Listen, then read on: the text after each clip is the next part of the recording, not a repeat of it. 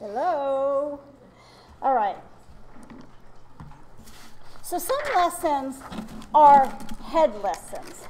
They're mind. It's gaining knowledge. We study God's word to know what his word says and to know what he's teaching us.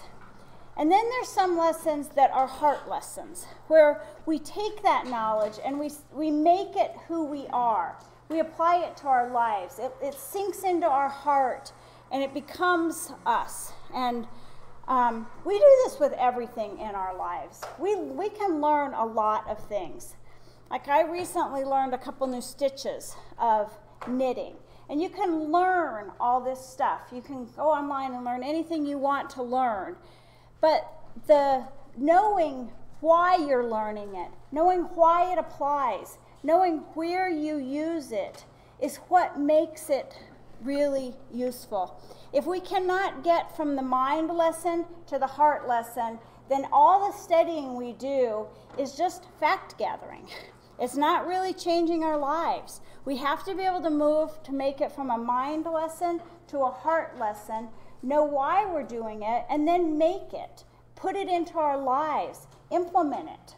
If you just learn something new and that's it, it's not going to do you any good.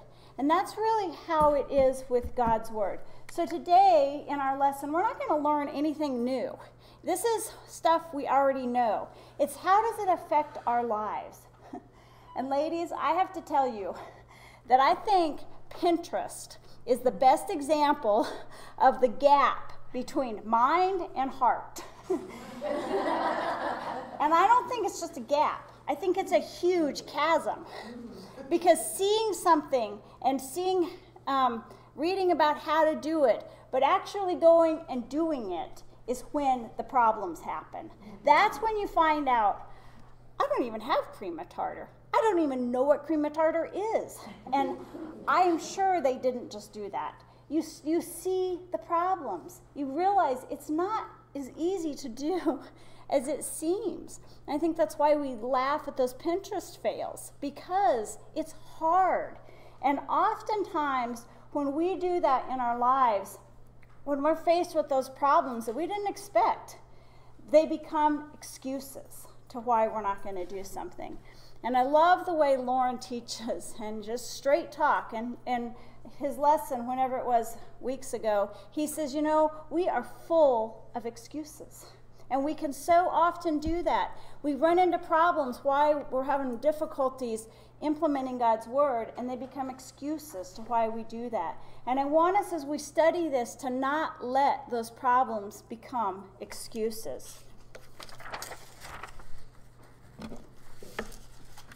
Oh, I love this podium.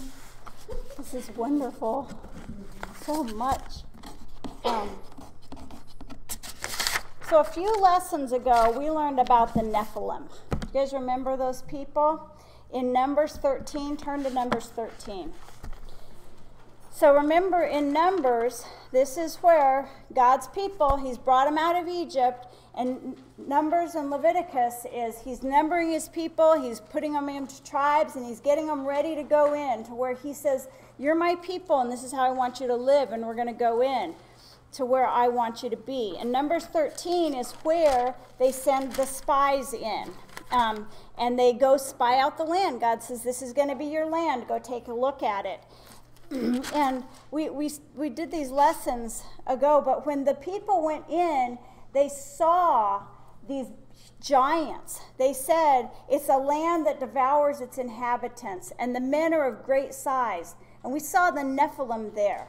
And remember, the people of Anak came from the Nephilim. The Anakim were Nephilim people. And they said, and we became like grasshoppers in our own sight, because when we looked at them compared to them. And then in Amos, it talks about the people that were in that land. It says, yet it was I who destroyed the Amorite before them. Though his height was like the height of cedars, and he was strong as the oaks, I even destroyed his fruit above and his root below. We see that God describes, or the words that are used in this description of the people of the land. with the Amorites, with the Nephilim. Those people, we see God's describing them as massive. They were strong as oaks. They were tall as cedars. These are massive trees.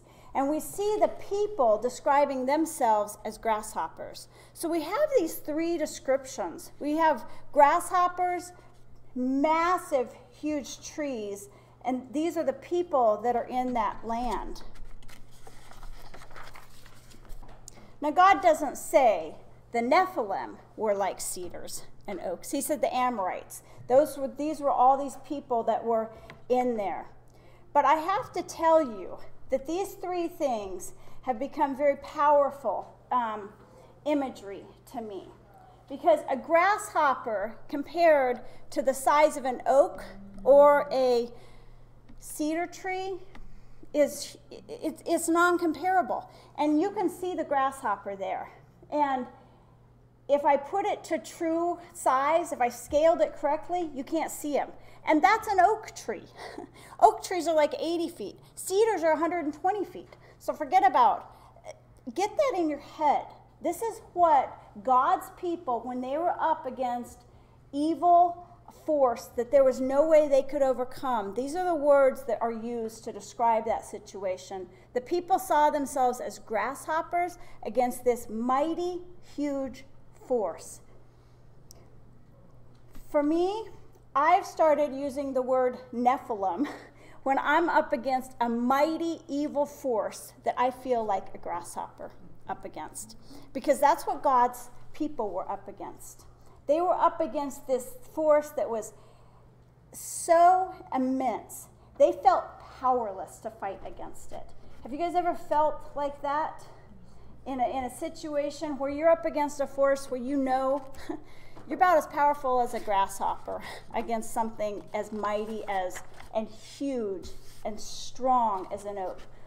Oak is one of the strongest woods. And God says they were strong people. They were strong and they were tall.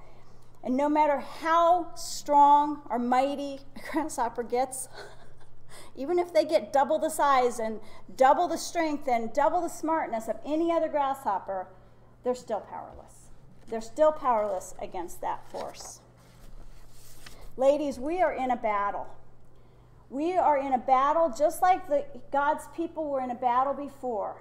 And God says our struggle, our battle is not against people. It's not against flesh and blood, but it's against the rulers, the authorities, against the powers of this dark world, against the spiritual forces of evil in the heavenly realms.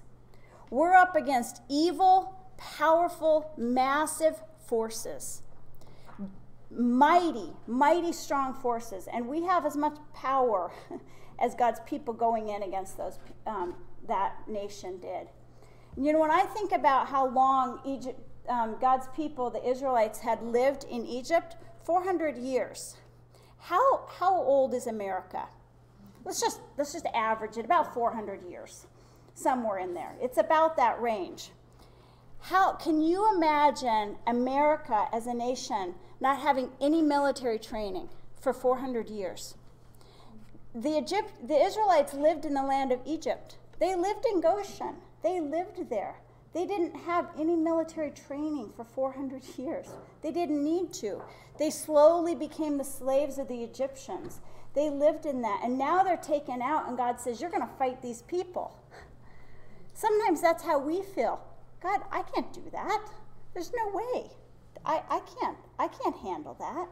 And that's where we start to feel powerless. And we are. When we look at it on our own, we are powerless. Now, do you remember the difference at the end? We're still in Numbers.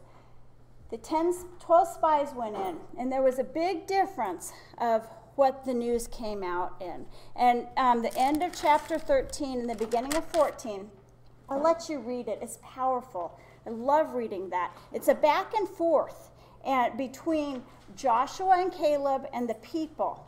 And, you know, Caleb said, the 10 spies came and said, it's huge. We can't overtake it. It's too strong. They're too strong. The cities are too strong. Plus those big people, the Anakim, are there. Caleb comes back and he says, let's go. We can do this. Come on, let's go. And then the 10 spies say, no way. That land devours its inhabitants. We are tiny against them.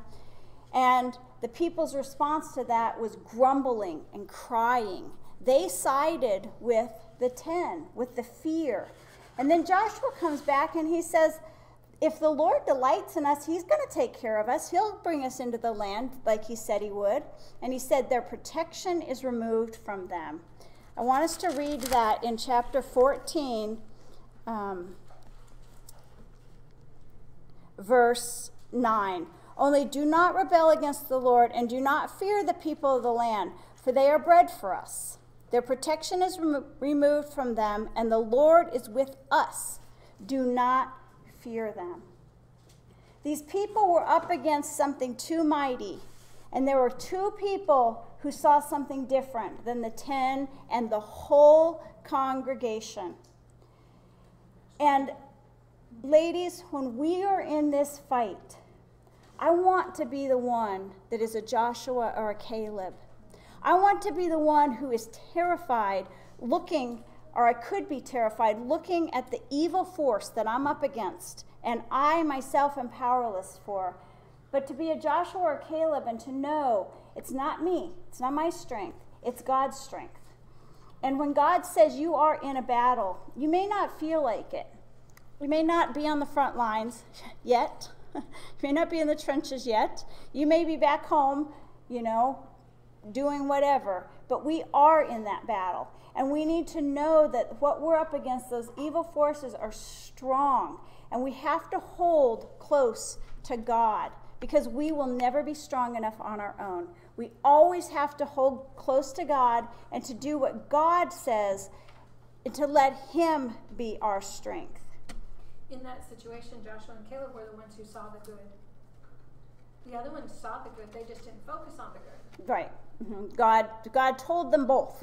God told all of them, I'm going to take care of this for you. And I think about how would I do that? I can see afar from them, like, why didn't they trust God? Well, I wasn't looking at people that were massive and huge. In my life, I'm looking at situations that I think, I can't overcome that.